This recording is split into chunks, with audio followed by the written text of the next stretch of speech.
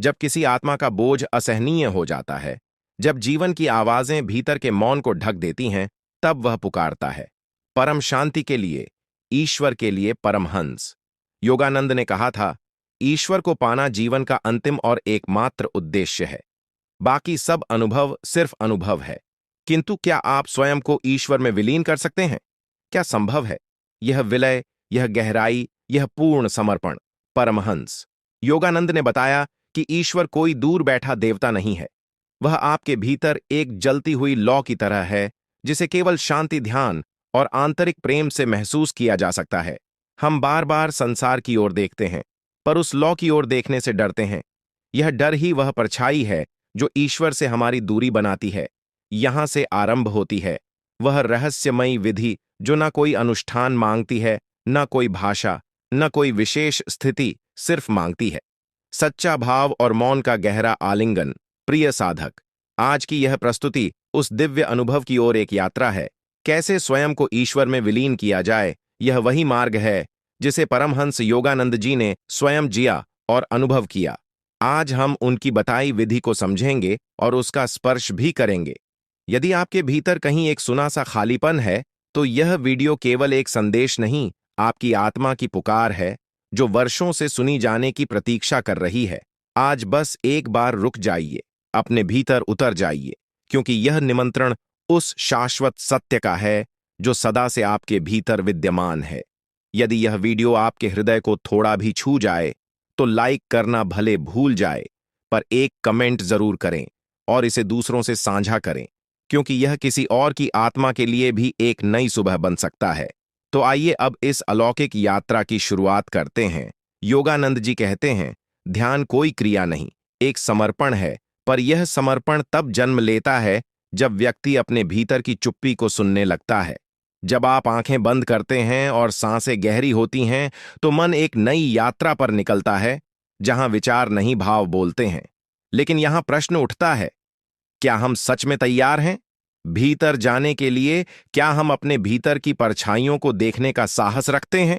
क्या हम सिर्फ ईश्वर से मांगने वाले हैं, या उसके साथ विलीन हो जाने वाले? यह सवाल हमें भीतर ले जाते हैं, लेकिन उत्तर वहीं मिलेगा जहां मौन है, और मौन तभी जन्म लेता है जब हम मन के शोर को पहचानना शुरू करते हैं।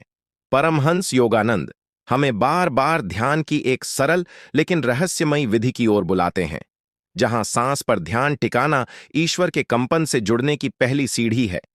वे कहते हैं, जैसे जैसे आप सांस को महसूस करना सीखते हैं, वैसे वैसे आप स्वयं को भूलते हैं, और वही आत्मविस्मृति ईश्वर में विलीन होने का पहला संकेत है।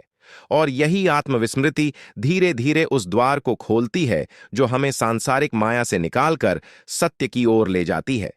जब चेतना सांस की धारा में समा जाती है, तब भीतर कुछ ऐसा घटता है जिसे शब्द नहीं बांध सकते। वह क्षण जब सांस केवल शरीर को जीवन नहीं देती, बल्कि आत्मा को शांति से जोड़ती है, वही क्षण आध्यात्मिक जन्म का आरंभ होता है।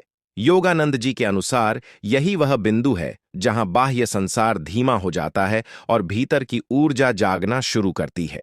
लेकिन क्या यह अवस्था केवल सन्यासियों के लिए है? क्या एक गृहस्थ, एक साधारण व्यक्ति ईश्वर के इस रहस्य को छू सकता है?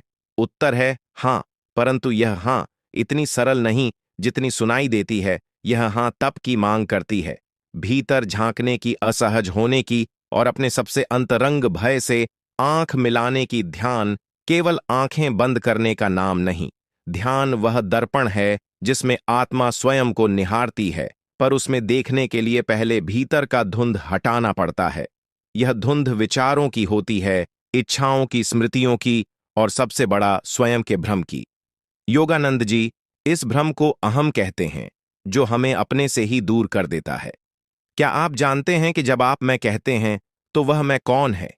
क्या वह शरीर है? क्या वह विचार है? या फिर कोई ऐसा मौन अस्तित्व जो केवल अनुभव किया जा सकता है? ईश्वर में विलीन होने के लिए यह जानना आवश्यक है कि वह मैं जो हर समय बोलता रहता है, वह असली नहीं है। असली तो वह है जो मौन है, जो देखता है, जो केवल होता है। योगानंद जी की साधना विधि में यह स्पष्ट रूप से कहा गया है, ध्यान का उद्देश्य विचारों को हटाना नहीं, उन्हें पार करना है। उन्हें देखकर भी उनसे प्रभावित ना होना ही सच्चा निर्विचार होना है। और जब कोई साधक इस स्थिति में पहुंचता है तब उसे एक मधुर अनुभव होता है। भीतर एक कंपन, एक गूंज जो ना सुनाई देती है और ना समझाई जा सकती है, वह केवल अनुभव होती है। यह कंपन ही ईश्वर की उपस्थिति है। वह कोई छवि नहीं, कोई आकृति नहीं। वह एक कंपन है, एक कंपन जो अनंत है, प्रेम से भरपूर है और सब कुछ छोड़ने पर भी आपको पूर्णता का अनुभव देता है। यहां एक और प्रश्न उठता है, क्या हम उस स्थिति तक पहुंच सकते हैं? बिना त्याग किए क्या सांसारिकता और आत्मिकता साथ साथ चल सकते हैं? योगानंद जी कहते हैं, संसार को छोड़ो नहीं, उसके भीतर से ऊपर उठो। यह वाक्य साधना को एक नई दृष्टि देता है। हमें कहीं भागने की आवश्यकता नहीं, बस भीतर उतरने आवश्यकता है। अपने हर क्रियाकलाप को ध्यानमय बनाना, हर सांस को प्रार्थना बना देना और हर विचार को आत्मस्मरण में डुबो देना ही वह रहस्य है जो आत्मा को ईश्वर में विलीन करता है। धीरे धीरे जब साधक इस पथ पर आगे बढ़ता है, तब ध्यान केवल एक अभ्यास नहीं रह जाता, वह एक जीने की शैली बन जाती है। सांसें लंबी नहीं होती, गहरी होती है, विचार नहीं रुकते, शांत हो जाते हैं और मन कोई युद्ध भूमि नहीं, एक मंदिर बन जाता है जहां केवल उपस्थिति बचती है। और जब केवल उपस्थिति बचती है, तब विलीन होने का द्वार स्वयं खुलने लगता है। वह द्वार कोई द्वार नहीं, वह तो एक आहट है जो केवल उसी को सुनाई देती है जो भीतर पूर्ण मौन में उतर गया हो। मौन कोई अभ्यास नहीं होता, वह एक सहज उपस्थिति है जिसमें विचार पिघल जाते हैं और मन थक कर ठहर जाता है। वहां शब्द नहीं होते, सिर्फ अनुभूति होती है। योगानंद जी कहते हैं, ईश्वर से मिलने के लिए मंदिर में नहीं बल्कि आत्मा की गहराई में उतरना होता है। यह उतरना कोई सीधा मार्ग नहीं है, यह मार्ग छाया और प्रकाश के बीच का है, जहां हर कदम पर खुद से मिलने का अवसर छुपा है। साधक जब भीतर की गहराई में उतरता है तो उसे सबसे पहले सामना करना पड़ता है अपने ही अधूरेपन से, अपने ही छिपे हुए डर से, वही डर जो वर्षों से उसे ईश्वर से दूर रखते हैं। ईश्वर कोई बाहर का पात्र नहीं, वह तो भीतर की वह सच्चाई है जिसे हम स्वीकार नहीं करना चाहते। क्या आपने कभी स्वयं से पूछा है, जब आप मौन होते हैं तो भीतर कौन बोलता है? जब आप आंखें बंद करते हैं तो कौन सा दृश्य सामने आता है? क्या वह दृश्य आप हैं या वह कुछ ऐसा है जो आपको भी देख रहा है? परमहंस योगानंद की साधना पद्धति हमें सिखाती है कि ईश्वर को देखने का अर्थ है स्वयं को खो देना। यह खोना भयावह लगता है, क्योंकि यह वह खोना है जिसमें स्व का अस्तित्व मिटता है। पर उसी मिटने में वह मिलना छिपा है, जिसमें ना कोई चाहत बचती है, ना कोई प्रश्न, केवल शांति, केवल प्रेम, केवल होना। एक बार जब साधक उस शांति की झलक पा लेता है, तो फिर संसार उसे वैसा नहीं दिखता जैसा पहले दिखता था। सब कुछ वैसा ही होता है, लेकिन दृष्टि बदल जाती है। भोजन करते हुए भी ध्यान बना रहता है, चलने में भी मौन उतर आता है और सांस में भी भक्ति का स्पर्श हो जाता है। यह साधना किसी नियम में बंधी नहीं होती। योगानंद जी कहते हैं कि हर व्यक्ति का ईश्वर तक पहुंचने का मार्ग भिन्न होता है, लेकिन हर मार्ग एक ही मौन की ओर जाता है। एक ऐसा मौन जो सब सुनता है, सब जानता है और फिर भी कुछ नहीं कहता। यह मौन साधना का अंतिम पड़ाव नहीं, आरंभ है, क्योंकि जब भीतर यह मौन जागता है, तब बाहर की सारी गतिविधियां, चाहे वे कितनी भी व्यस्त क्यों ना हो, ध्यान बन जाती हैं। और तब व्यक्ति के लिए ध्यान और जीवन एक हो जाते हैं। यह एक कठिन यात्रा है, लेकिन यह अकेले तय नहीं करनी होती। हर बार जब आप भीतर उतरते हैं, तब एक अदृश्य उपस्थिति आपको थामती है। वह उपस्थिति ही योगानंद जी के शब्दों में दिव्य साथी है। आप उसे गुरु कह सकते हैं, आत्मा कह सकते हैं, या सिर्फ प्रेम, पर वह वहां है हमेशा, हर समय। बस हमारी दृष्टि वहां तक नहीं पहुंचती। इसलिए अगली बार जब आप आंखें बंद करें तो केवल देखने का प्रयास न करें, बल्कि स्वयं को देखा जाने दें। स्वयं को उस मौन के हवाले कर दें जहां आप नहीं रहते, केवल ईश्वर रहता है। और जब केवल ईश्वर ही शेष रह जाता है, तो प्रश्न यह उठता है कि क्या अब कुछ भी जानना शेष रह गया है, या अब केवल अनुभव ही शेष है? क्योंकि उस क्षण जब सब प्रश्न मौन हो जाते हैं, तभी पहली बार वास्तविक उत्तर प्रकट होते हैं। ईश्वर से मिलने की प्रक्रिया ज्ञान से नहीं, आत्मसमर्पण से पूरी होती है। आप जितना अधिक जानने का प्रयास करते हैं, उतना ही मन सक्रिय रहता है। लेकिन जब आप जानना छोड़कर बस होना सीख जाते हैं, तब भीतर की सच्चाई उभरती है। परमहंस योगानंद कहते हैं कि आत्मसमर्पण कोई दया या कमजोरी नहीं, बल्कि यह पूर्ण शक्ति की पहचान है। क्योंकि जो व्यक्ति स्वयं को खोने का साहस करता है, वही स्वयं को पाने योग्य होता है। भीतर जब यह आत्मा की दीप्ति जलती है, तब व्यक्ति को जीवन में घटने वाले हर दृश्य, हर अनुभव में एक संकेत दिखने लगता है। यह संकेत कोई शब्दों में नहीं आता, लेकिन यह पूरी चेतना को खींच लेता है।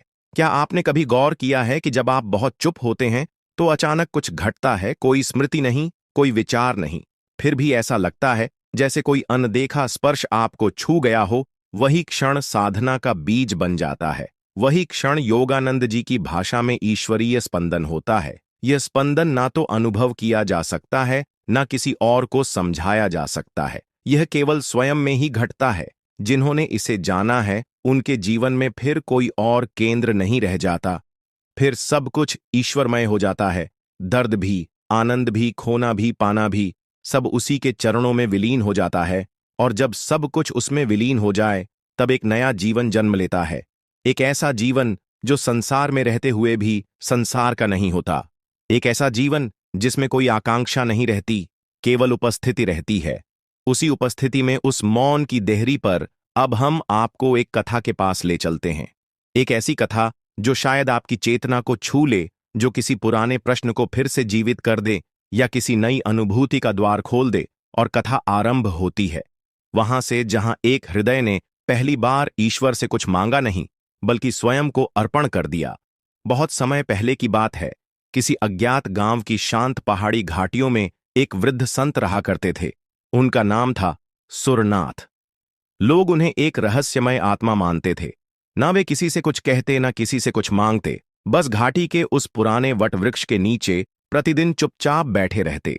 लेकिन हर दिन सुबह होते ही एक किशोर लड़का जिसका नाम था अर्जुन, नंगे पांव उस संत के पास चला आता। वह घंटों बैठा रहता, कभी कुछ पूछता नहीं, कभी कुछ कहता नहीं, बस निहारता रहता, जैसे कोई भूखा प्यासा आत्मा किसी चिर प्रतीक्षित जलधारा को पी रही हो। एक दिन कई महीने बाद संत ने पहली बार अपनी आंखें खोली और बहुत धीमे स्वर में बोले, क्यों आते हो तुम यहां? बालक अर्जुन ने अपनी दृष्टि नहीं हटाई, धीरे से बोला, क्योंकि यहां आकर सब शांति हो जाता है। मैं कुछ भूल जाता हूं, पर मैं कौन हूं यह याद आने लगता है।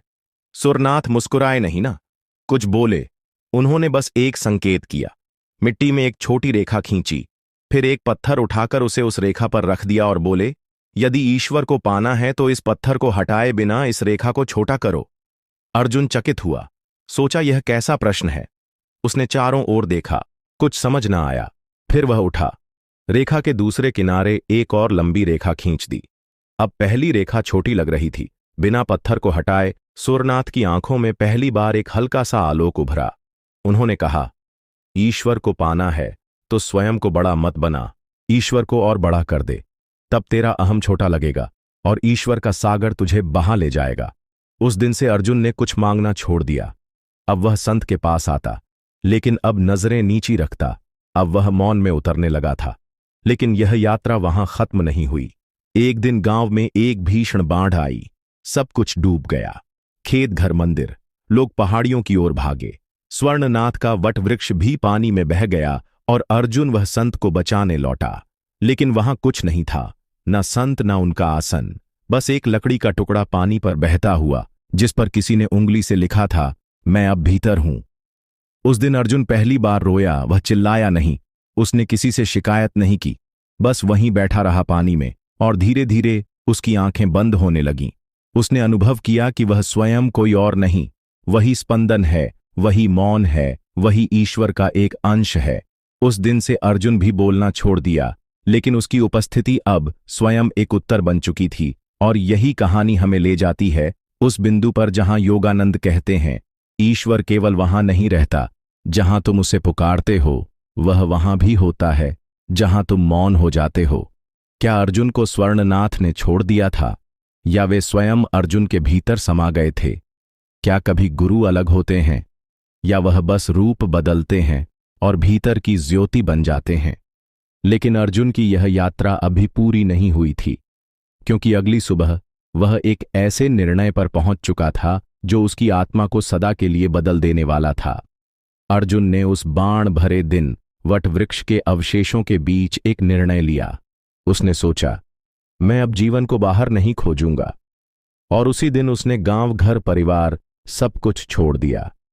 वह उसी शांत घाटी की गहराई में चला गया जहां कभी सुरनाथ रहते थे। कोई पुस्तक नहीं, कोई मंत्र नहीं, कोई गुरु नहीं, सिर्फ एक स्मृति, एक अनुभव और एक अदृश्य स्पर्श जो अब उसकी चेतना को भीतर ही भीतर झोर रहा था। वहां उसने बोलना छोड़ दिया, उसने देखना भी छोड़ दिया, उसने यहां तक कि सोचना भी धीरे धीरे छोड़ दिया। बस एक बात उसने पकड़ ली, मौन, वही मौन जिसमें कभी स्वर्णनाथ बैठा करते थे। वह सुबह से शाम तक एक ही स्थान पर बैठा रहता, न कोई आसन, न कोई विशेष मुद्रा, बस ऐसे जैसे समय थम गया हो। कई दिन बीते, फिर कई महीने, फिर कई ऋतुएं बीत गईं। गांव में लोग कहते, अर्जुन पागल हो गया है। कुछ कहते, वह तो अब संत बन गया है। लेकिन अर्जुन ने किसी की बात नहीं सुनी, क्योंकि वह अब केवल सुन रहा था अपने भीतर को। और एक दिन, एक विशेष दिन, शीत ऋतु की सबसे लंबी रात थी, जब सारी घाटी छाननी में नहाई थी। अर्जुन की सांस थम गई। नहीं, वह मरा नहीं था, बल्कि उस रात पहली बार उसने किसी को भीतर से पुकारते हुए सुना। अर्जुन, यह वही स्वर था जिसे उसने स्वर्णनाथ की आंखों में वर्षों पहले देखा था। लेकिन अब यह आवाज बाहर नहीं थी, यह भीतर थी। इतनी भीतर कि उसे बाहर से बंद करने का कोई उपाय नहीं था। उसने पहली बार अपनी आंखें खोलीं और देखा कि सामने वही वटवृक्ष खड़ा था, वैसे ही विशाल, वैसे ही मौन। लेकिन अब उसके तने से कोई संत नहीं बैठा था, वह खुद अर्जुन ही उस वटवृक्ष में विलीन हो चुका था। उसे महसूस हुआ, वह रेखा जो कभी मिट्टी में खींची गई थी, अब उसके अंतकरण में उतर गई है। वह पत्थर जो कभी हटाया नहीं जा सका, अब उसका अहम बनकर भीतर ही पिघल चुका है। और वही क्षण था जब उसकी चेतना एक असीम मौन में समा गई। वहां कोई द्वंद्व नहीं था, न प्रश्न, न उत्तर, न इच्छा, न विरक्ति, न मैं, न तू, बस एक भाव, बस एक कंपन जो कह रहा था, अब मैं हूं, इसलिए तू नहीं अर्जुन। अब लौटकर गांव नहीं गया, उसके शरीर के विषय में कोई नहीं जानता। लेकिन वर्षों बाद जब कोई साधक उस घाटी में ध्यान करने जाता, तो वह हवा में एक अनुभव करता, जैसे कोई अदृश्य उपस्थिति उसे देख रही हो, जैसे कोई मौन स्पर्श उसे भीतर बुला रहा हो। कभी कभी वह वटवृक्ष की छाया में बैठ जाता और उसे ऐसा लगता कि कोई बहुत पुरानी आत्मा उसकी पीठ पर हाथ रख रही है और कह रही है, जो तुम खोज रहे हो वह तुम हो। परमहंस योगानंद ने एक बार कहा था, जब आत्मा मौन होती है तब ईश्वर बोलता है, और जब आत्मा सुनती है तब वही मौन शाश्वत संगीत बन जाता है। अर्जुन की कथा यही थी। वह नहीं गया, कहीं वह नहीं बना, कोई महापुरुष वह नहीं लिखा किसी ग्रंथ में, लेकिन वह मौन बन गया। और वही मौन अब उन आत्माओं को स्पर्श करता है जो स्वयं को ईश्वर में विलीन करना चाहते हैं।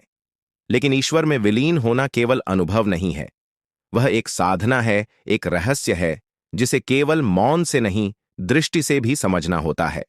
जब मौन हमें छू जाता है तो वह केवल शब्दों का अभाव नहीं होता, वह एक गहराई होती है, एक ऐसी गहराई जहां विचार गिरते हैं और भावनाएं शांत हो जाती हैं। लेकिन क्या केवल मौन पर्याप्त है? क्या स्वयं को ईश्वर में विलीन करने का अर्थ केवल देखना और सहना है, या फिर उसमें उतरने के लिए कोई दृष्टि चाहिए, ऐसी दृष्टि जो केवल आंखों से नहीं, आत्मा से देखती है? जब अर्जुन वटवृक्ष में विलीन हुआ तब वह केवल मौन नहीं बना, वह एक दृष्टा भी बना, और उस दृष्टा में एक रहस्य छिपा था जिसे परमहंस योगानंद ने दिव्य दृष्टि कहा है। यह दृष्टि भीतर देखती है, वहां जहां संकल्प जन्म लेते हैं, वहां जहां विचार शब्द बनने से पहले ऊर्जा होते हैं। और वही दृष्टि हमें सिखाती है कि ईश्वर को केवल अनुभव नहीं किया जाता, बल्कि उसे अपनाया जाता है, उसके साथ जिया जाता है। परमहंस योगानंद ने अपने शिष्यों से कहा था, ईश्वर को केवल पूजा मत बनाओ, उसे व्यवहार बनाओ। जब तुम जल पीते हो, जब तुम चलते हो, जब तुम मौन होते हो, हर क्षण को ईश्वर से भर दो। तो प्रश्न उठता है, क्या आप अपने दिन के हर छोटे से छोटे कार्य में ईश्वर को आमंत्रित कर सकते हैं? क्या आप श्वासों के मध्य उस मौन को पकड़ सकते हैं जिसमें ईश्वर का अस्तित्व छिपा है? मनुष्य अक्सर यह सोचता है कि ध्यान का अर्थ है आंख बंद कर लेना, लेकिन योगानंद ने कहा, सच्चा ध्यान तब होता है जब आंखें खुली हों और फिर भी तुम्हारा हृदय ईश्वर की ओर झुका रहे, तो अगली बार जब आप किसी से बात करें, जब आप कुछ खाएं या किसी समस्या से उलझे, तो क्या आप उस क्षण को भी परमात्मा का मंदिर बना सकते हैं? यदि ईश्वर से विलीन होना है, तो जीवन के हर कोने में उसे बुलाना होगा, न केवल पूजा में, न केवल ध्यान में, बल्कि उस रोजमर्रा की धूल में भी, जहां हम अपने अस्तित्व को खो देते हैं। जैसे अर्जुन वट वृक्ष के मौन में नहीं खोया, बल्कि उसकी हर सांस को ईश्वर से भर दिया। उसी तरह आप भी अपने जीवन को मौन का वृक्ष बना सकते हैं, जहां हर पत्ता, हर छाया, हर कंपन केवल एक ही बात कहे, तो मैं नहीं, मैं तुम नहीं, हम एक हैं। यही वह दिव्यता है जो योगानंद के भीतर हर समय जीवित थी। उन्होंने कोई जादू नहीं किया, केवल अपना हृदय पूरी तरह खोल दिया और ईश्वर को कह दिया, मैं कुछ नहीं हूं, अब आप ही सब कुछ हैं। लेकिन यह समर्पण भी अपने आप नहीं आता। इसके लिए एक गहराई से गुजरना होता है, जहां आत्मा को स्वयं से भी डर लगने लगता है। जब आत्मा पहली बार भीतर उतरती है, तो वह शांति नहीं, संघर्ष को महसूस करती है, क्योंकि भीतर जाने का मार्ग अंधकार से होकर जाता है। वह अंधकार जिसमें वर्षों की इच्छाएं, असुरक्षाएं और आकांक्षाएं छिपी होती हैं, और जब हम उन्हें देखने लगते हैं, तो लगता है जैसे हम स्वयं से अपरिचित हो गए हों। परमहंस योगानंद ने कहा था, ईश्वर तक पहुंचने से पहले आत्मा को स्वयं के भ्रमों की राख से गुजरना पड़ता है, और वही राख हमें डराती है। डर इस बात का नहीं होता कि ईश्वर क्या करेगा, बल्कि इस बात का होता है कि जब हम ईश्वर को पा लेंगे, तो हम वो मैं नहीं रहेंगे जो अभी हैं। हमारा नाम, पहचान, सोच, सब कुछ धीरे धीरे पिघलने लगता है। और यहीं से शुरू होता है वह वास्तविक समर्पण, जहां हम अपने अस्तित्व को छोड़ने का साहस करते हैं। इस अवस्था में एक द्वार खुलता है, जिसे योगानंद सत्य का द्वार कहते थे। इस द्वार पर केवल वे पहुंचते हैं जो अपने भीतर की सभी परतों को उतरने का साहस रखते हैं। और आपसे एक प्रश्न, क्या आप उस मैं को छोड़ सकते हैं जिसे आपने वर्षों से सींचा है? क्या आप वह मौन स्वीकार कर सकते हैं जिसमें न आप बोलते हैं, न ईश्वर केवल अनुभूति होती है? क्योंकि आत्मा को यदि पूर्ण ईश्वरत्व में विलीन होना है, तो उसे सबसे पहले उस अहंकार को त्यागना होगा जो कहता है, मैं जानता हूं, मैं समझता हूं। परंतु जो जानता है वह कभी नहीं पूछता, और जो पूछता है वह धीरे धीरे जानने लगता है कि ईश्वर पाने की पहली शर्त है खुद को खो देना। परमहंस योगानंद अक्सर कहते, यदि तुम भीतर के डर से भागते रहोगे तो तुम्हारा ध्यान सतह पर ही रहेगा, पर यदि तुम उस डर को देख सको, उसे समझ सको, तो वह डर स्वयं ध्यान बन जाएगा। इसलिए जब भी आप ध्यान करें, तो यह ना सोएं कि आपको शांति मिलेगी, बल्कि सोएं कि आप सत्य से मिलेंगे। और सत्य कभी कभी कांपता है, चुभता है, लेकिन अंततः वह तुम्हें जलाकर स्वर्ण बना देता है। यह जलना ही वह तप है जिसमें आत्मा स्वयं को ईश्वर के स्वरूप में ढालती है। और जब आत्मा जलकर तैयार हो जाती है, तब एक दिव्य चुप्पी उसके भीतर जन्म लेती है। ऐसी चुप्पी जो केवल सुनती नहीं, ईश्वर को प्रकट भी करती है। जब आत्मा समर्पण के ताप से परिपक्व हो जाती है, तो उसके भीतर एक ऐसी चुप्पी उतरती है जो केवल मौन नहीं होती, वह स्वयं ईश्वर का प्रतीक बन जाती है। यह वह मौन नहीं है जिसमें कुछ ना कहा गया हो, बल्कि वह है जिसमें सब कुछ कह दिया गया हो। बिना बोले, बिना शब्दों के परमहंस योगानंद कहते थे, जब शब्द चुप हो जाते हैं और विचार विलीन हो जाते हैं, तब आत्मा में ईश्वर बोलता है। लेकिन यह मौन कोई अभ्यास से लाया गया कौशल नहीं होता, यह तो अपने आप होता है। जब हम भीतर की सभी लड़ाइयों को देख लेते हैं, स्वीकार लेते हैं और अंततः उन्हें अपने भीतर शांत होते हुए अनुभव कर लेते हैं, उस क्षण में कुछ भी बदलता नहीं, लेकिन सब कुछ बदल जाता है। आपका देखना, आपका सुनना, आपका अनुभव करना, सब एक नए धरातल पर पहुंच जाता है। इस मौन में ना कोई प्रश्न होता है, ना कोई उत्तर, ना कोई साधना, ना कोई सिद्ध, केवल एक गहरा विश्वास होता है कि मैं अब कहीं नहीं जा रहा, मैं वहीं हूं जहां ईश्वर है। वह चुप्पी इतनी सूक्ष्म होती है कि आप सोचे भी तो उसमें लहर आ जाती है, आप कल्पना करें तो वह टूटी हुई प्रतीत होती है। इसलिए वह मौन कोई मानसिक प्रयास नहीं है, वह एक अंतर्दृष्टि है। जैसे कोई सूरज को नहीं छू सकता, लेकिन उसकी रोशनी में सब कुछ स्पष्ट हो जाता है, वैसे ही यह मौन आत्मा के लिए एक दिव्य प्रकाश बन जाता है, जिसमें वह स्वयं को देखती है और ईश्वर को भी यह मौन धीरे धीरे आपके भीतर एक नई उपस्थिति को जन्म देता है। एक ऐसी उपस्थिति जो किसी शब्द, पहचान या स्मृति से जुड़ी नहीं होती।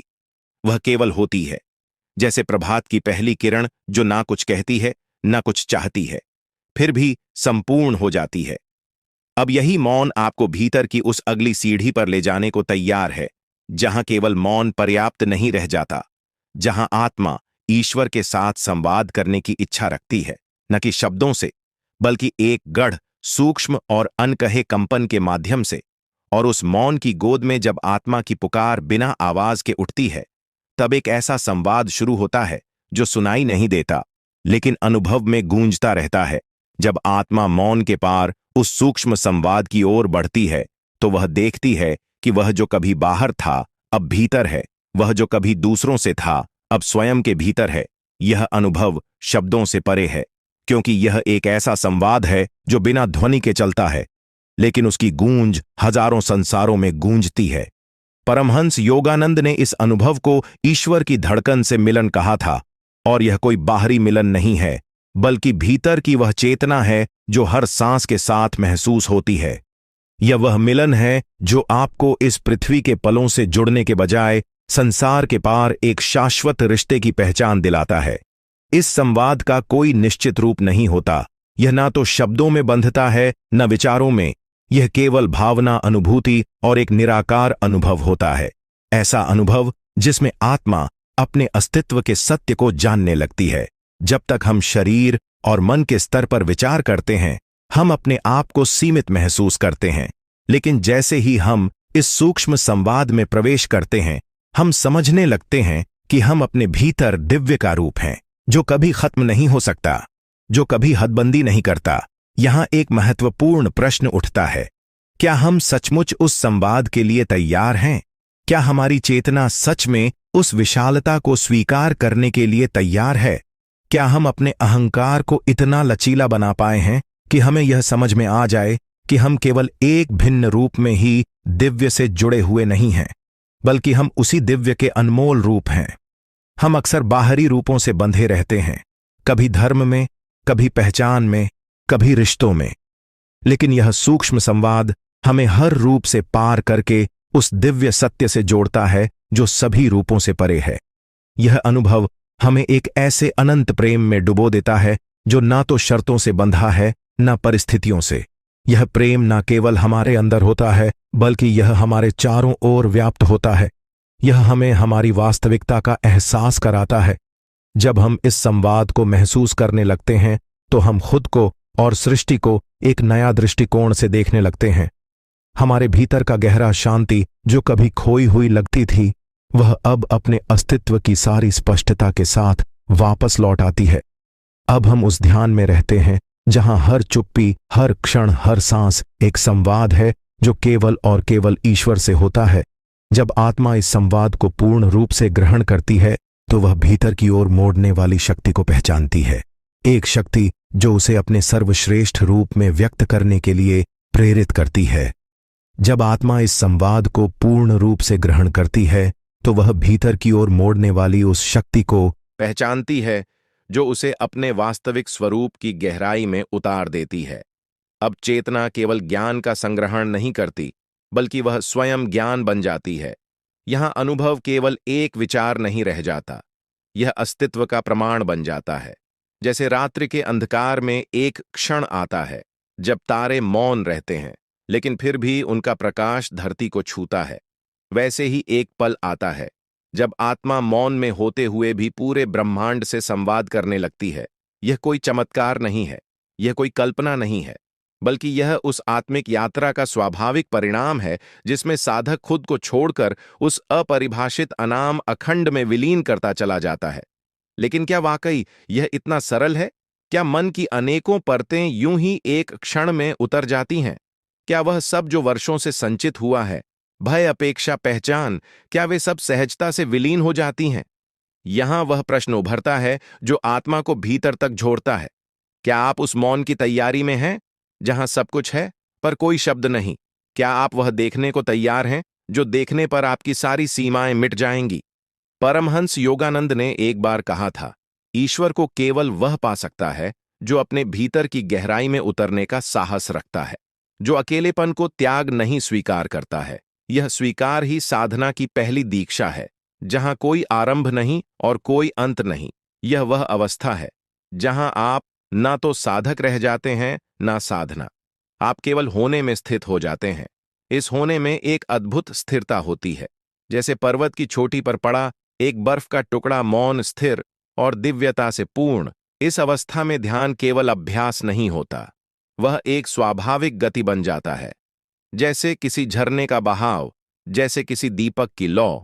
अब आपको ध्यान करना नहीं पड़ता, बल्कि ध्यान ही आप में स्थायी रूप से प्रकट हो जाता है। और यही वह क्षण होता है जब व्यक्ति मैं से वह में बदलता है, जब कोई कह नहीं पाता कि वह साधक है, क्योंकि अब उसके भीतर सिर्फ एक ही अस्तित्व शेष रह जाता है, वह जो ना तो नाम है, ना रूप है, ना कोई सीमा प्रिय साधक। अभी संसार सो रहा है, अभी जब सन्नाटा अपने सबसे गहरे रंग में लिपटा है, तब कुछ आत्माएं जागती हैं। ब्रह्म मुहूर्त, वो अलौकिक पल जब ईश्वर के द्वार खुले होते हैं, जब आत्मा अपने मूल स्रोत से संवाद करने को सबसे निकट होती है। यह कोई साधारण क्षण नहीं, यह वह द्वार है जहां से आपकी चेतना ब्रह्म से जुड़ सकती है। परमहंस योगानंद कहते हैं, यदि तुम ब्रह्म मुहूर्त में उठकर मौन और प्रेम से ईश्वर से कहो, हे प्रभु, मैं तेरी ही संतान हूं, मुझे स्वीकार कर, तो सारा ब्रह्मांड तुम्हारी सहायता करने लगता है। लेकिन प्रश्न यह है, क्या आप उस मौन के रहस्य को जानना चाहते हैं? क्या आप उस शक्ति को जगाना चाहते हैं जो ईश्वर की ओर से बहती है? प्रिय साधक, आप यहां तक आए हैं, इसका मतलब है कि आपकी आत्मा जाग रही है। यह कोई सामान्य वीडियो नहीं, यह एक यात्रा है, आपकी आत्मा से, आपके ईश्वर से मिलने की यात्रा। हम आपसे केवल ज्ञान साझा नहीं कर रहे, हम एक ऐसा अनुभव देना चाहते हैं जो आपके भीतर गूंजता रहे। यदि आपने अब तक कोई वीडियो अधूरा छोड़ा है, तो यह एक बार दिल से पूरी तरह देखिए। हर शब्द आपके जीवन को बदल सकता है, लेकिन केवल तब जब आप खुले हृदय से इसे ग्रहण करें। वीडियो को लाइक करने में अभी ध्यान मत दीजिए, पहले इस संपूर्ण प्रस्तुति को अंत तक शांति से देखिए। जब आपकी अंतरात्मा में कोई स्पंदन, कोई अनुभव जन्म ले, तब अपने भीतर उठे। उस एहसास को कमेंट में जरूर साझा कीजिए। कई लोग पूछते हैं, ब्रह्म मुहूर्त में आखिर ऐसा क्या है जो उसे ईश्वर का समय कहा गया है? ब्रह्म मुहूर्त वह समय है जब आत्मा नींद से बाहर आती है, पर शरीर पूरी तरह जागृत नहीं होता। यह वह संधि है जहां ना मन पूरी तरह जागा होता है और ना ही सोया होता है। इस पल में ईश्वर तक पहुंचना आसान हो जाता है, क्योंकि आपका भीतर शांत होता है, और शांति ही वह भूमि है जहां परमात्मा उतरता है। परमहंस योगानंद जी कहते हैं, जब तुम ब्रह्म मुहूर्त में अपने अंतरतम से कोई बात ईश्वर से कहते हो, तो वह केवल शब्द नहीं होते, वे एक कंपन बनकर पूरे ब्रह्मांड में फैल जाते हैं। अब सोचिए, आप यदि ब्रह्म मुहूर्त में कहें, हे प्रभु, तू ही मेरा आधार है, तू ही मेरी शक्ति है, मुझे इस जीवन में तुझसे जुड़ना है, तो यह केवल प्रार्थना नहीं, यह ब्रह्मांडीय आदेश बन जाता है। यही कारण है कि योगानंद जी बार बार कहते हैं, 7 दिन, केवल 7 दिन, अगर आप ब्रह्म मुहूर्त में उठकर प्रेम और पूर्ण श्रद्धा से ईश्वर को पुकारते हैं, तो आप अपने जीवन को नई दिशा दे सकते हैं। लेकिन यहां सवाल उठता है, क्या हम सच में पुकारते हैं या सिर्फ औपचारिकता निभाते हैं? क्या हमारी प्रार्थना में वह सच्चाई होती है जो आत्मा की पुकार में होती है? अब आप सोचिए, जब आप किसी को बहुत चाहते हैं, तो क्या आप उसे औपचारिक ढंग से याद करते हैं, या फिर आत्मा से, रूह से हर सांस में उसकी उपस्थिति महसूस करते हैं? बस यही भाव ईश्वर चाहता है, आपका भाव, आपकी पुकार, आपका समर्पण। ब्रह्म मुहूर्त में जब आप अपनी सारी इच्छाओं, सारे सपनों, सारी उलझनों को ईश्वर के चरणों में रख देते हैं, तो आप स्वतंत्र हो जाते हैं, और स्वतंत्रता ही पहला कदम है सच में कुछ पाने की ओर। यहां एक गहरा सवाल उठता है, हम ईश्वर से मांगते क्या हैं? क्या हम उनसे वस्तुएं मांगते हैं, धन, पद, संबंध, शक्ति, या फिर हम उनसे केवल एक बात कहते हैं, हे प्रभु, मुझे तू चाहिए? योगानंद जी कहते हैं, जो ईश्वर को मांगता है उसे सब कुछ मिलता है, जो संसार मांगता है वह संसार के बोझ के साथ अकेला रह जाता है। अब यह आपके ऊपर है, आप ब्रह्म मुहूर्त में कौन से वचन ईश्वर से कहेंगे? मैं आपको 7 वचन दूंगा, हर वचन को 7 दिन में एक एक दिन सुबह ब्रह्म मुहूर्त में बोलिए। पहला वचन, हे प्रभु, मैं अब तक भूल में था, अब मैं तुझे पहचानना चाहता हूं। दूसरा वचन, तेरी कृपा के बिना मैं शून्य हूं, मुझे अपना बना ले। तीसरा वचन, हे प्रभु, मेरा जीवन तेरे चरणों में समर्पित है, मुझे अपने प्रेम में डूबा ले। चौथा वचन, जो तू चाहता है वही हो, मेरी इच्छा केवल तेरी इच्छा है। पांचवा वचन, हर श्वास हर विचार अब तेरे नाम में लीन हो। छठा वचन, मुझे भुला दे, बस तुझे याद रहूं मैं। सातवां वचन, मुझे इतना प्रेम दे प्रभु कि इस जीवन में तेरा ही अंश दिखे। जब आप इन 7 वचनों को पूर्ण श्रद्धा, निष्ठा और आत्मसमर्पण से बोलते हैं तो ब्रह्मांड आपकी ओर झुकता है। ब्रह्म मुहूर्त का समय वह है जब आत्मा और ईश्वर के बीच की दीवारें पतली हो जाती हैं। आपको बस बोलना है, लेकिन बोलना आत्मा से, ना सिर्फ जुबान से। और जब इन 7 वचनों का कंपन आपके चारों ओर आभा बनाकर फैलता है तो अगली सुबह आप एक नए प्रश्न से टकराते हैं। तो क्या यह सब सच है? क्या ब्रह्म मुहूर्त में बोले गए शब्द वाकई ब्रह्मांड को बदल सकते हैं, या यह केवल भावना है, आत्मा की एक कल्पना? इस प्रश्न का उत्तर तभी मिलता है जब व्यक्ति अपने भीतर उतरने लगता है। ब्रह्म मुहूर्त केवल कोई काल नहीं, यह वह स्थिति है जब आत्मा ईश्वर से संवाद करती है, और वह संवाद एक तरफा नहीं होता। ब्रह्मांड में ऊर्जा की एक लहर बहती है और हर जीव, हर आत्मा उस ऊर्जा का एक हिस्सा है। जब आप ब्रह्म मुहूर्त में पूर्ण शुद्धता और श्रद्धा से अपने शब्द बोलते हैं तो वह ऊर्जा उसी क्षण उत्तर देना शुरू करती है। यह उत्तर कभी किसी व्यक्ति के माध्यम से आता है, कभी किसी घटना के रूप में, और कभी अचानक आपके भीतर की किसी गांठ के खुलने से। परमहंस योगानंद ने कहा था, जब तुम सच्चे भाव से ईश्वर को पुकारते हो तो ईश्वर तुम्हें उत्तर देने में देर नहीं करता, पर तुम्हें चुप रहना होगा। सुनने के लिए यही वह मौन है जो ब्रह्म मुहूर्त में जागकर पैदा होता है। यह मौन केवल बाहर का नहीं, यह भीतर का मौन है, जहां ना शंका होती है ना इच्छा, केवल समर्पण, और इस समर्पण से ही चमत्कार होते हैं। अब सोचिए, जब आपने पहले भाग में बताए गए वचनों को एक एक दिन कहा, क्या आपने अनुभव किया कि कुछ भीतर बदल रहा है? शायद पहले दिन आपको केवल शब्द लगे होंगे, दूसरे दिन थोड़ी सी भावनाएं जुड़ी होंगी, तीसरे दिन एक कंपन, और 7वें दिन शब्द नहीं रह जाते, वे प्रार्थना बन जाते हैं। लेकिन यह परिवर्तन अचानक नहीं होता, यह प्रक्रिया है। जैसे बीज को बोने के बाद आप उसे हर दिन पानी देते हैं, सूरज की रोशनी देते हैं, धैर्य के साथ। ब्रह्म मुहूर्त की साधना भी वही है, 7 दिन की साधना, जहां आप केवल ईश्वर से बोलते नहीं बल्कि उसे सुनने भी लगते हैं। अब एक रहस्य की बात, जब आप सुबह उठते हैं ब्रह्म मुहूर्त के समय तो आपका दिमाग थीटा और अल्फा ब्रेन वेव की अवस्था में होता है।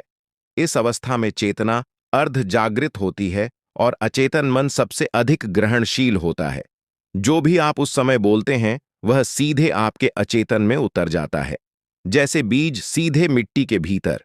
इसलिए यदि आप नकारात्मक बातें करते हैं तो वही बीज बोते हैं, और यदि आप ईश्वर के वचन बोलते हैं तो ईश्वर के साथ एक सेतु बनाते हैं। अब यह बात केवल आध्यात्मिक नहीं, यह न्यूरोसाइंस भी प्रमाणित करता है। जैसे जैसे आप प्रतिदिन ईश्वर से अपने वचन दोहराते हैं, आपका मस्तिष्क नई न्यूरल पाथवेज बनाता है जो आपके विचारों, व्यवहार और दृष्टिकोण को बदलने लगते हैं। अब प्रश्न यह है, क्या केवल बोलना ही काफी है? नहीं, आपको उन वचनों को जीना भी होगा। उदाहरण के लिए, यदि आप ब्रह्म मुहूर्त में कहते हैं, प्रभु मेरी इच्छा केवल तेरी इच्छा है, तो दिन भर अपने भीतर निरीक्षण करें, क्या आप हर कार्य उसी समर्पण से कर रहे हैं या अपनी इच्छाओं के पीछे भाग रहे हैं? ब्रह्म मुहूर्त की साधना केवल सुबह तक सीमित नहीं होती, वह केवल आरंभ है। पूरा दिन उसकी लहर में जीना होता है। परमहंस योगानंद ने कहा, यदि तुम सुबह ईश्वर को याद करके उठते हो और दिन भर उसे भूल जाते हो तो वह आरंभ अधूरा रह जाता है। इसलिए 7 दिनों की साधना में हर दिन का एक भाव होता है, एक चेतना जो आपको संभालती है। पहले दिन क्षमा, दूसरे दिन समर्पण, तीसरे दिन प्रेम, चौथे दिन औन, 5वें दिन शक्ति, 6ठे दिन आनंद, 7वें दिन एकत्व। जब आप हर दिन एक भाव के साथ जुड़ते हैं तो वह केवल सोच नहीं, आपकी जीवित अनुभूति बन जाती है। अब एक और रहस्य, जो व्यक्ति ब्रह्म मुहूर्त में नियमित रूप से ईश्वर को पुकारता है उसके चारों ओर एक विशेष ऊर्जा का क्षेत्र बनता है, जिसे आर्षियों ने तेजस कहा है। यह तेजस आपके चेहरे पर, आपकी दृष्टि में, आपकी वाणी में उतरता है। लोग बिना जाने आपसे आकर्षित होते हैं, आपकी बातों पर विश्वास करते हैं। यह कोई दिखावा नहीं, यह ईश्वर की उपस्थिति है जो आपके भीतर बसती है। अब कुछ लोग कहेंगे, हमें तो कुछ अनुभव नहीं हुआ। तो सुनिए, ब्रह्म मुहूर्त की साधना कोई इंस्टेंट रिजल्ट नहीं देती। यह खेती है, जहां पहले आप भूमि तैयार करते हैं, फिर बीज बोते हैं, फिर प्रतीक्षा करते हैं और अंत में फल पाते हैं। इसलिए 7 दिन पूरे भाव से निभा लिए तो 8वें दिन से आपका भीतर मांगने नहीं देने लग जाएगा, क्योंकि सच्चा योगी वही है जो अब मांगता नहीं बल्कि उस शक्ति का माध्यम बन जाता है। ब्रह्म मुहूर्त की साधना आपको ईश्वर के दरवाजे तक ले जाती है, लेकिन दरवाजा खोलने के लिए आपको भीतर से तैयार होना होता है। तो अब सोचिए, आप तैयार हैं? क्या आप उस मौन को स्वीकार कर सकते हैं जिसमें ईश्वर बोलता है? क्योंकि ईश्वर कभी शोर में नहीं बोलता, वह तब बोलता है जब आप भीतर से शांत हो जाते हैं, और यह शांति ब्रह्म मुहूर्त की सबसे बड़ी कृपा है। अब जब आपने जाना कि ब्रह्म मुहूर्त के शब्द कैसे आपके भीतर परिवर्तन लाते हैं, तो अगला चरण है कैसे इन वचनों की शक्ति को जीवन के हर क्षेत्र में लाया जाए।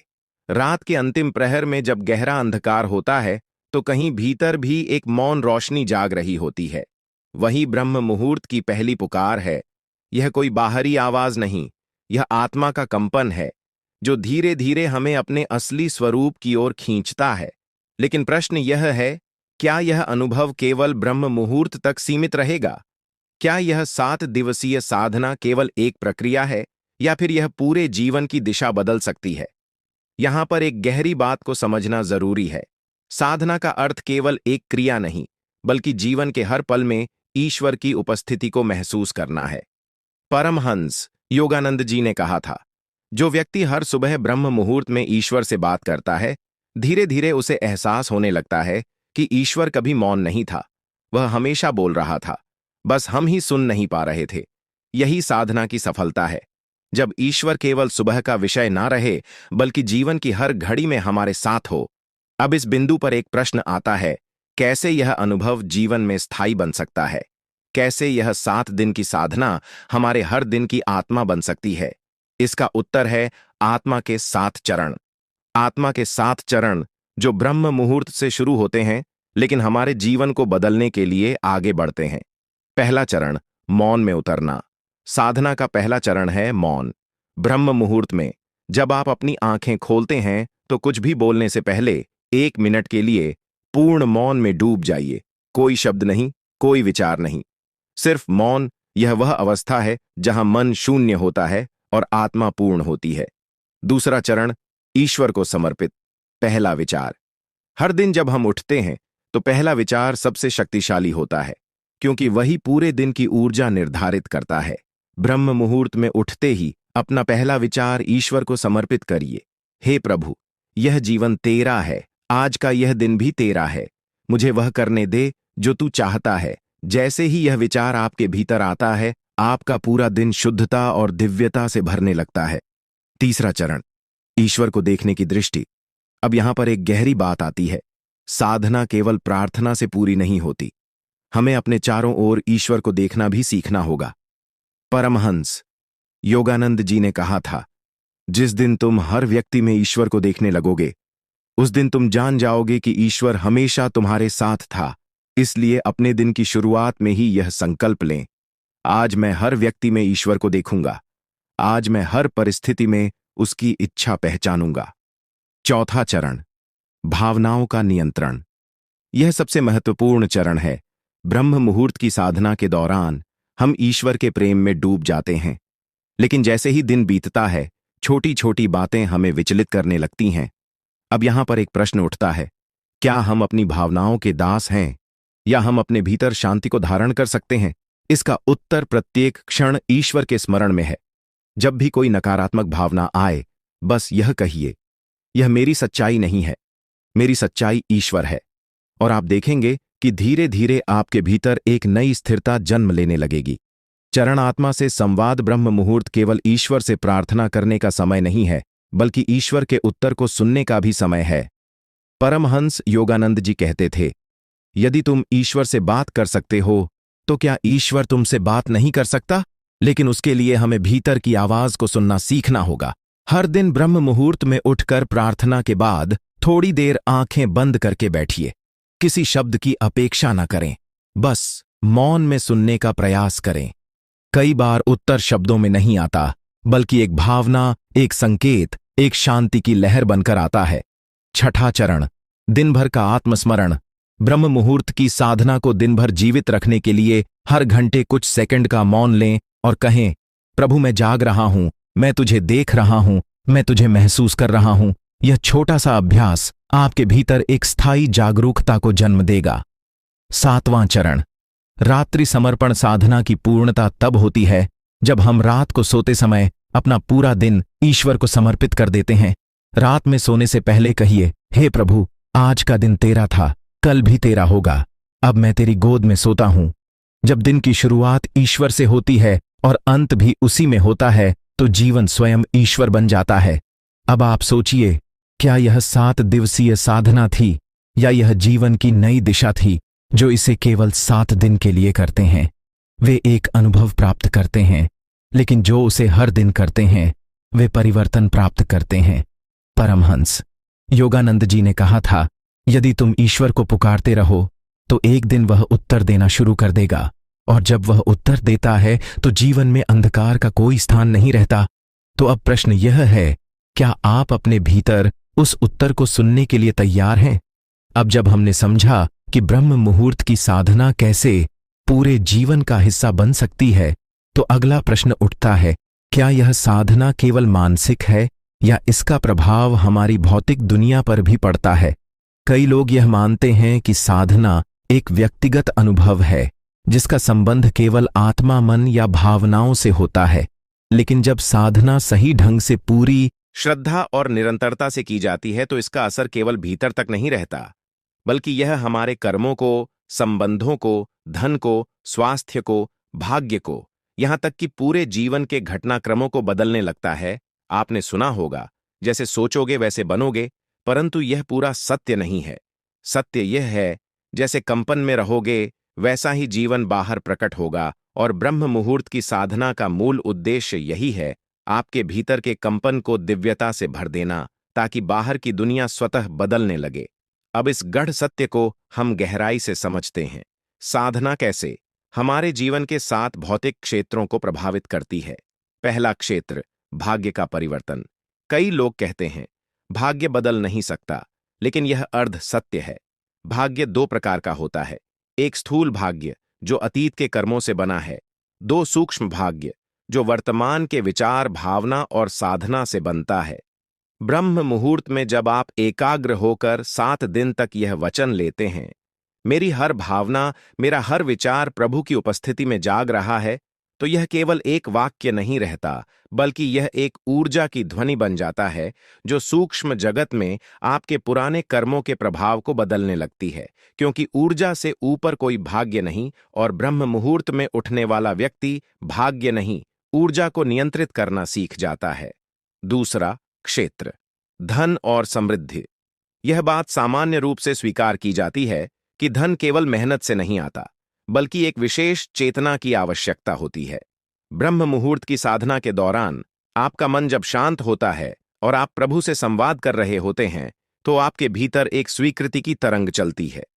आप कहते हैं, जो मेरे लिए उचित है वह मेरी ओर आएगा, मुझे किसी वस्तु का लोभ नहीं, केवल तेरा आदेश चाहिए। और जैसे ही यह भावना पूरी ईमानदारी से प्रकट होती है, आपके आसपास के कंपन बदलने लगते हैं, आपके घर की ऊर्जा बदलने लगती है, आपके कार्य में सहायक लोग जुड़ने लगते हैं, बिना मांगे वह मिलना शुरू हो जाता है जो वर्षों की मेहनत के बाद भी नहीं मिलता था। यह ब्रह्म मुहूर्त की साधना का वह अदृश्य पक्ष है जहां चेतना के स्तर पर समृद्धि आकर्षित होती है। तीसरा क्षेत्र, संबंधों में प्रेम और शांति। आज संसार में सबसे अधिक पीड़ा रिश्तों की है।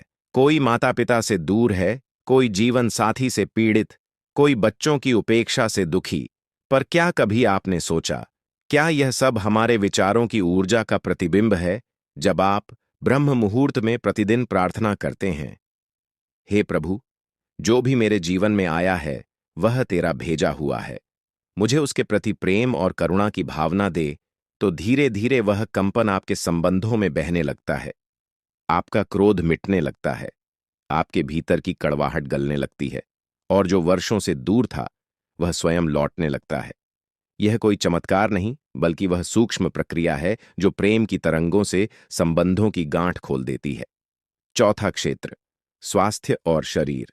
अब बात करते हैं शरीर की, क्योंकि साधना का मतलब यह नहीं कि शरीर उपेक्षित हो, बल्कि शरीर को साधना का मंदिर बनाना चाहिए। ब्रह्म मुहूर्त का समय वह है जब आपकी शरीर घड़ी, बायोलॉजिकल क्लॉक, अपने उच्चतम संतुलन पर होती है। इस समय किया गया ध्यान, श्वास पर किया गया नियंत्रण और भीतर से निकली सकारात्मक भावना शरीर की हर कोशिका को ठीक करना शुरू कर देती है। विज्ञान भी यह मानता है कि ब्रह्म मुहूर्त में शरीर में मेलाटोनिन और सेरोटोनिन जैसे हार्मोन्स अधिक बनते हैं, जो शरीर को रोग मुक्त और मन को आनंदपूर्ण बनाते हैं।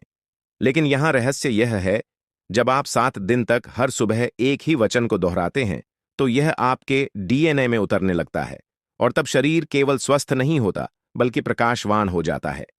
पांचवा क्षेत्र, कर्म और निर्णय। हमारे जीवन की दिशा हमारे निर्णयों पर निर्भर करती है, और हमारे निर्णय हमारी चेतना की गहराई पर। ब्रह्म मुहूर्त में जब आप जागते हैं, तो आपका मन भ्रम से मुक्त होता है। इस समय किया गया चिंतन सबसे स्पष्ट और पवित्र होता है। जब कोई व्यक्ति प्रतिदिन इस समय अपने जीवन के प्रश्नों को प्रभु के सामने रखता है, तो उसे उत्तर भी उसी गहराई से मिलने लगते हैं। आपके निर्णय अब केवल तर्क पर नहीं होते, बल्कि अंतरात्मा की रोशनी में होते हैं। और यही वह स्थिति है जहां आप जीवन को अपने हाथ में नहीं लेते, बल्कि प्रभु के हाथों में सौंप देते हैं। छठा क्षेत्र, समय का संतुलन। आज सबसे बड़ा संकट है समय की कमी। लोग कहते हैं, हम ध्यान करना चाहते हैं पर समय नहीं है। पर जो व्यक्ति ब्रह्म मुहूर्त में जागता है, उसे दिन भर में समय बढ़ता हुआ प्रतीत होता है। यह एक रहस्य है।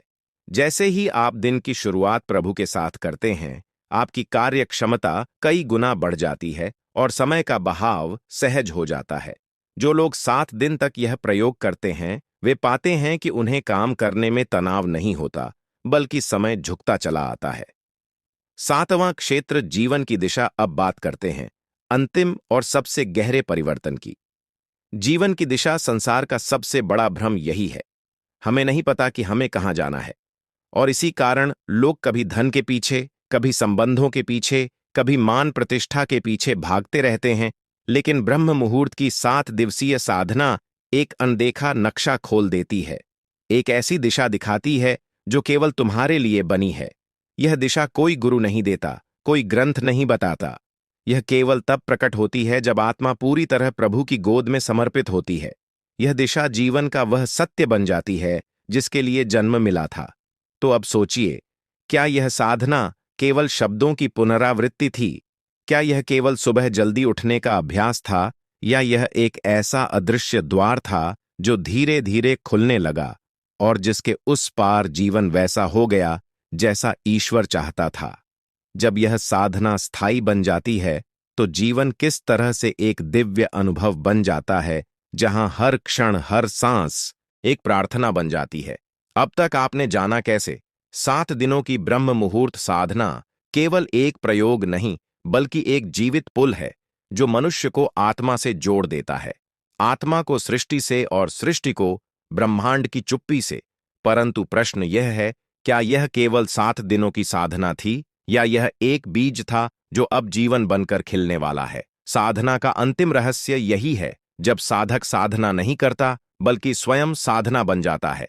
अब हम उसी अंतिम चरण की ओर बढ़ते हैं जहां कोई मैं नहीं बचता, बस हर श्वास में वही प्रतिध्वनि होती है, तू ही तू। जब साधना स्वभाव बन जाती है, ब्रह्म मुहूर्त में 7 दिन उठना कठिन लग सकता है। शुरू में आलस, विचारों का बोझ, थकावट, सबका सामना करना पड़ता है। लेकिन जब साधक इन सब पर विजय पा लेता है, तो उसके भीतर एक नया स्वरूप जन्म लेता है, जिसे योग में सहज अवस्था कहते हैं। अब ना ध्यान करना पड़ता है, ना दोहराना पड़ता है, ना मजबूरी होती है। बल्कि ब्रह्म मुहूर्त की आहट सुनते ही आंखें स्वयं खुल जाती हैं, श्वास गहराई से चलने लगती है, मन एकांत खोजने लगता है। यह वही अवस्था है जहां बाहर का संसार धीरे धीरे भीतर के मौन में समाने लगता है। हर दिन पूजा नहीं, जीवन पूजा बन जाए। ध्यान की सबसे बड़ी भूल यह होती है कि हम उसे समय में बांध देते हैं। सुबह 4 बजे ध्यान किया, अब दिन भर दुनिया की दौड़। परंतु 7 दिनों की ब्रह्म मुहूर्त साधना के बाद सच्चे साधक को यह ज्ञान होता है कि ध्यान कोई क्रिया नहीं बल्कि स्थिति है। अब वह जब किसी से बात करता है तो मौन से करता है, जब भोजन करता है तो कृतज्ञता से करता है, जब चलता है तो हर कदम में प्रभु का नाम होता है। जीवन अब पूजा बन गया है, हर काम भक्ति बन गया है। और यह सब शुरू हुआ केवल उस एक निर्णय से, मैं 7 दिन ब्रह्म मुहूर्त में उठकर एक वचन को दोहराऊंगा। मृत्यु का भय समाप्त हो जाता है। जो व्यक्ति आत्मा से जुड़ गया, जिसने भीतर की रोशनी को देख लिया, जो प्रभु से प्रतिदिन संवाद करता है, वह मृत्यु से भयभीत नहीं होता, क्योंकि अब मृत्यु उसके लिए अंत नहीं बल्कि घर लौटने का द्वार बन जाती। जब ब्रह्म मुहूर्त में आप प्रतिदिन अपने हृदय से कहते हैं, मैं नहीं, केवल तू है, तो यह अहंकार के अंत की शुरुआत होती है। और जहां अहंकार समाप्त, वहां मृत्यु का भय कैसा। अब जीवन केवल आने जाने का खेल नहीं बल्कि एक लय बन जाता है, जहां आत्मा, शरीर और ब्रह्म एक ही सुर में गाते हैं। जब भीतर के प्रश्न समाप्त हो जाए, कभी कभी साधना करते हुए हमारे भीतर कई प्रश्न उठते हैं। मैं क्यों हूं? क्या मेरा मार्ग सही है? ईश्वर सुनता भी है, परंतु 7 दिनों की यह साधना इन सभी प्रश्नों को एक एक करके शून्य में विलीन कर देती है। अब न कोई प्रश्न बचता है, न कोई उत्तर की चाह, बस एक मौन स्वीकार होता है जो सब कहता है। बिना कुछ कहे यह अवस्था मिलती है सिर्फ उन्हें जो साधना को एक परीक्षा नहीं, प्रेम की भेंट बना देते हैं। जीवन के लिए नहीं, ईश्वर के लिए जीना। 7वें दिन के बाद जब आप फिर से उसी समय जागते हैं, तो आप पाते हैं कि अब आपको कुछ मांगना नहीं है। अब ईश्वर से ना सुख चाहिए, ना सुविधा, ना सिद्धि, ना शक्ति। अब केवल एक ही प्रार्थना है, हे प्रभु, मुझे कुछ मत देना, बस मुझे तेरा बना रहने दे। तेरा हो जाना ही मेरे लिए सब कुछ है। और यहीं से साधना एक रहस्य बन जाती है जिसे शब्दों में कहना असंभव है। अब आप जीवन जीते नहीं बल्कि जीवन को प्रभु के चरणों में पूर्ण रूप से अर्पित कर देते हैं। साधक से साक्षात्कारक बन जाना। अब आप साधक नहीं रहे, आप एक साक्षी हैं। हर भाव को आते जाते देख रहे हैं, हर विचार को निहार रहे हैं, जैसे दूर आकाश में बदलते बादल हों। अब कुछ भी आपका नहीं है, न विचार, न शरीर, न संबंध, सब कुछ बस प्रभु की लीला है। और आप एक साक्षी, इसी साक्षी भाव में पूर्ण मुक्ति का अनुभव होता है। यह वह अंतिम दशा है जहां पहुंचकर बुद्ध मौन हो गए थे, कबीर मुस्कुरा उठे थे, मीरा नाच उठी थी। साधना के 7 रहस्य, सारांश, एक समर्पण, निर्णय लेने की शक्ति केवल शुरुआत है। 2 निरंतरता, लगातार 7 दिन साधना से कंपन बदलते हैं। 3 भावना, केवल शब्द नहीं, भावना ही ऊर्जा बनती है। 4 मौन, जहां मौन है वहीं प्रभु की उपस्थिति है। 5 कर्म, जब भीतर का स्वरूप बदलता है, बाहर का संसार भी बदलता है। 6 प्रेम, प्रेम ही अंतिम स्थिति है जहां ईश्वर स्वयं प्रकट होता है। 7 प्रकाश, जब सब मिट जाए तब केवल प्रकाश शेष रहता है। अंतिम अनुभव, जब मैं नहीं बचा, जब साधना की यात्रा पूर्ण होती है तो कोई साधक नहीं बचता, न कोई मार्ग, न कोई मंजिल। अब केवल एक अनुभव बचता है जिसे ना तो लिखा जा सकता है, ना कहा जा सकता है। वह अनुभव जब आता है तो आंखों से आंसू बहते हैं और होठों से स्वतः निकलता है, प्रभु मैं तुझ में समा गया, अब कुछ बाकी नहीं। और यह सब कैसे शुरू हुआ? एक वचन से, एक निर्णय से, एक ब्रह्म मुहूर्त से, एक साधना से, एक विश्वास से। प्रिय साधक, यदि आप यहां तक पहुंचे हैं तो यह केवल एक वीडियो यात्रा नहीं रही, यह एक अंतर्या बन गई है। हर शब्द, हर भाव, हर मौन आपको स्वयं की ओर ले गया होगा। यह वह क्षण है जहां शब्द समाप्त होते हैं और अनुभूति आरंभ होती है। अब निर्णय आपका है, क्या आप इस अनुभव को केवल यहीं छोड़ देंगे या इसे अपने जीवन में उतारकर एक नई शुरुआत करेंगे? यह कोई संप्रेषण नहीं था, यह एक आमंत्रण था अपने भीतर के ईश्वर को पहचानने का, अपने भीतर की शक्ति को जगाने का और उस मौन में उतरने का जहां आप और ईश्वर एक हो जाते हैं। हमने जो भी कहा वह केवल संकेत थे, सच्ची यात्रा अब आपके भीतर आरंभ होगी। आपका मौन भी अब हमारी भाषा है। आपने अपना समय, अपनी ऊर्जा और सबसे बढ़कर अपना अंतर्मन इस प्रस्तुति को समर्पित किया। इसके लिए हम हृदय की गहराई से आपका धन्यवाद करते हैं। आप जैसे जागरूक साधक ही इस संसार में प्रकाश के स्रोत बनते हैं। धन्यवाद। और आपका दिन, आपका जीवन, आपका आत्मबोध दिव्य और मंगलमय